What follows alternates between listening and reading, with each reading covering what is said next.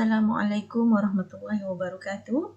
Baik, hari ini kita akan belajar berkenaan dengan bab 7 iaitu tenaga dan kuasa. Okey, jom kita tengok apa yang kita akan belajar pada hari ini. Okey, untuk objektif pembelajaran, hari ini pelajar dapat menyatakan rumus untuk kerja dan kuasa dan juga pelajar dapat memahami maksud kerja serta pelajar dapat menyelesaikan permasalahan melibatkan konsep kuasa dan kerja. Jadi apa yang perlu para pelajar sediakan?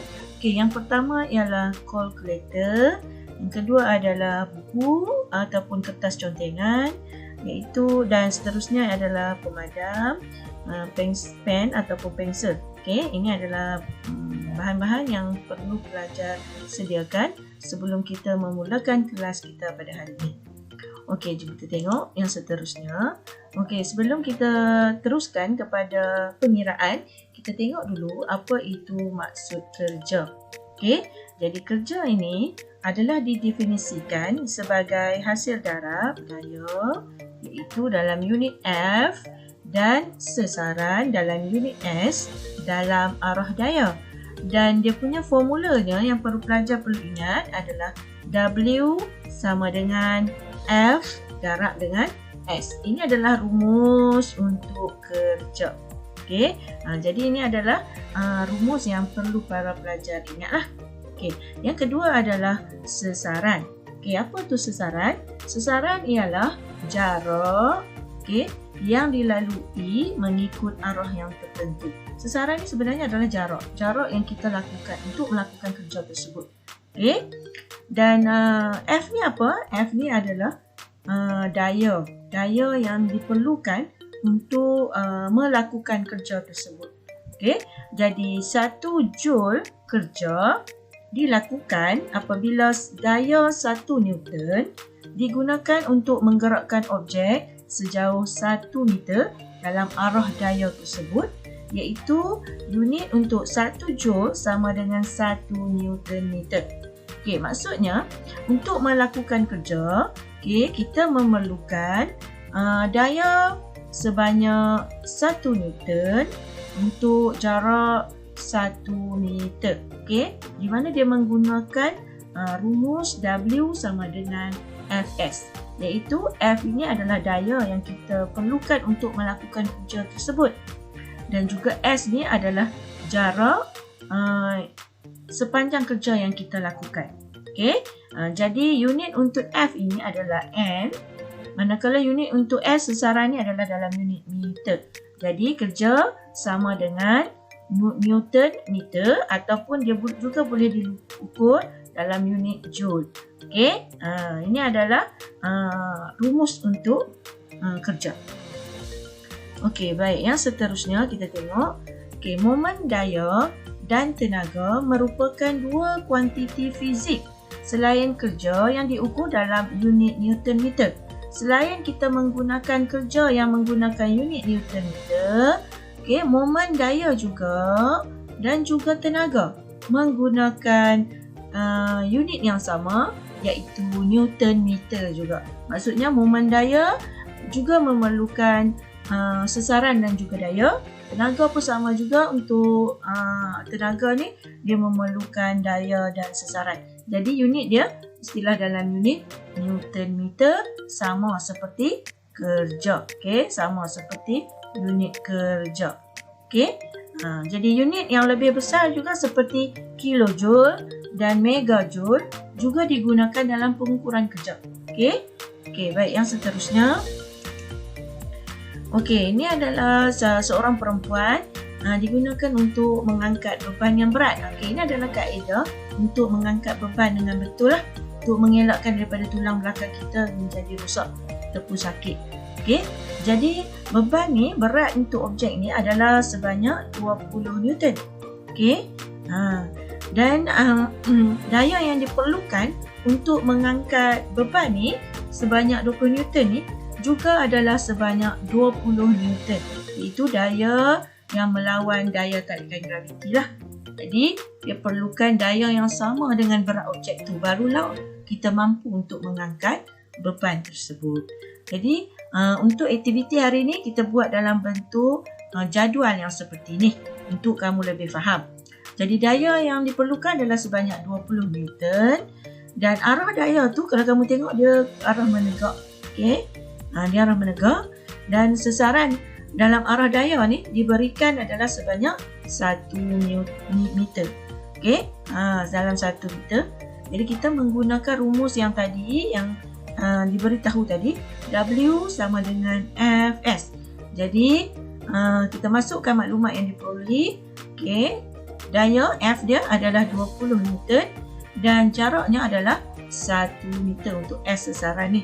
Jadi jawapannya adalah sebanyak 20 darab 1 sama dengan 20 Joule ataupun kita boleh tulis dalam unit 20 Newton meter sama. Okey. Baik, yang seterusnya. Okey, seorang adik ni dia menolak troli sejauh 5 meter.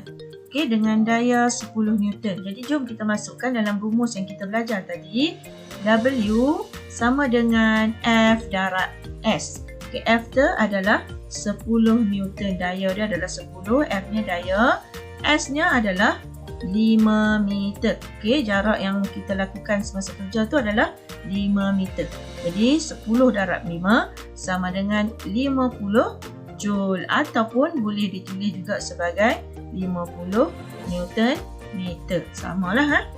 Okey, yang seterusnya aktiviti C iaitu menarik laci sejauh 30 cm.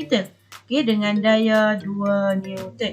Okey, di sini 30 cm ni kita kena tukar kepada unit meter.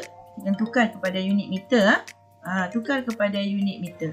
Okey, macam mana kita nak tukar? Iaitu kita tahu bahawa 100 cm sama dengan 1 meter. Sekiranya 30 cm dapat berapa meter? Okey, jadi kita kena tukar kepada 30 bahagi dengan 100. Jadi kamu akan dapat 0.3 meter. Jadi di sini kamu dapati dia tulis dalam 0.3 meter. Mesti tukar kepada unit meter. Okey, sama juga dengan daya, mesti ditukar dalam unit Newton. Tapi di sini dah dalam unit Newton dah. Jadi kamu terus masukkan maklumat tu 2 Newton darab 0.3 meter. Jadi jawapannya adalah 0.6 Joule. Okey, ini adalah jawapannya lah. Ataupun kamu nak tulis sebagai 0.6 Newton meter. Sama. Okey, baik. Yang seterusnya kita tengok masalah berkaitan dengan kerja ni. Okey, Rajah 7.2 menunjukkan seorang murid mempunyai berat badannya adalah 400 Newton dengan beban di tangannya 100 Newton. Okey, menaiki tangga tinggi tegak iaitu 3 meter. Hitung kerja yang dilakukannya. Okey, seperti yang kita tahu, rumus untuk kerja W sama dengan F darab dengan S. F ni daya, S ni sesaran. Okey, baik, di sini dayanya bergabung lah disebabkan oleh berat badannya 400 Newton. Untuk dia naik ni berat badan pun adalah beban juga. Tambah dengan 100 Newton iaitu beban untuk kotak tersebut. Jadi kita tambah dulu beban badan dan juga beban kotak. Okey, darab dengan sesarannya dalam unit meter iaitu 3 meter. Okey, dah tulis dalam unit meter. Okey. Okey, jadi kita selesaikan dulu 400 tambah 100 ini adalah 500. Selesaikan yang ni dulu. Okey, selesaikan yang ni dulu. Okey, ini matematik. Okey. Kita selesaikan yang ni dulu. Okey, kita akan dapat sebanyak 500 Newton. Kemudian barulah kita darabkan dengan 3 meter. Kita akan dapat sebanyak 1500 Joule ataupun 1500 Newton meter. Okey. Okey, baik pelajar. Kita tengok yang seterusnya. Okey. Baik. Yang seterusnya ni iaitu Rajah 7.3 menunjukkan Ali mengangkat sebuah kotak berjisim 10 kg. Okey, dia berjisim 10 kg dari lantai ke atas almari. Okey, jadi berapa kerja yang dilakukan oleh Ali? Anggapkan daya graviti yang bertindak ke atas objek berjisim 1 kg bersamaan dengan 10 Newton. Jadi, jisim tadi 10 kilo. Jadi kita kena anggap daya graviti yang bertindak ke atas jisim ni, daya gravitinya adalah 10 Newton. Jadi berapa bebannya? Jadi kita perlu tukar kepada unit Newton dahulu. Okey. Jadi 1 kg sama dengan 10 Newton. Oleh sebab itu, kalau 10 kg sama dengan berapa Newton? Ambil ni bahagi dengan yang atas. Okey. Ambil yang bawah bahagi yang atas. Jadi 10 per 1 darab dengan yang sebelah. Darab 10. Jadi kamu akan dapat sebanyak 100 Newton. Ini adalah beban untuk objek tadi, kotak tadi. Okey. Baiklah, barulah kita masukkan kepada rumus dia. Okey, W sama dengan Fs. Bebannya adalah 100 Newton. Darab dengan jarak yang dilakukan adalah sebanyak 2 meter. Okey, nampak tak tinggi almari ni 2 meter. Okey, untuk diangkat. Jadi darab dengan 2 meter. Jadi jawapannya adalah 200 Joule. Okey, baik. Yang seterusnya. Okey, nombor 3. Okey, seorang buruh menarik sebuah baldi berisi simen seberat 300 Newton dari atas tanah ke tingkat 1 sebuah bangunan menggunakan sistem takal. Okey, tingkat 1 adalah 10 meter dari tanah. Jadi berapa kerja yang dilakukan oleh buruh tu? Okey, jadi kita masukkan formula untuk kerja tadi. W sama dengan Fs. Jadi berat simen tadi adalah sebanyak 300 Newton.